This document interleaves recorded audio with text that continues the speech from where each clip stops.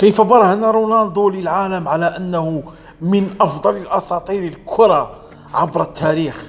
كيف لميسي احترم رونالدو، وكل اللاعبين الكبار الموجودين في باريس سان جيرمان احترموا كريستيانو رونالدو لتاريخه الكبير في التهديف وفي كرة القدم الأسطورية.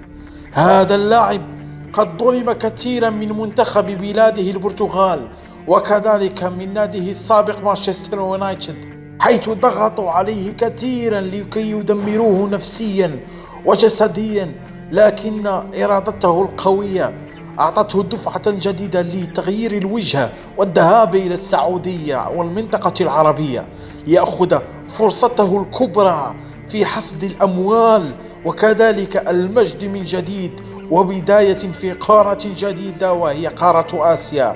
يا له من رونالدو، يا له من كريستيانو، يا لك من أسطورة تاريخية لن ينساها التاريخ ولن يكررها لا زمان ولا مكان. شكرا لكم، ولا تنسوا أن تضغطوا على جيم وسبسكرايب.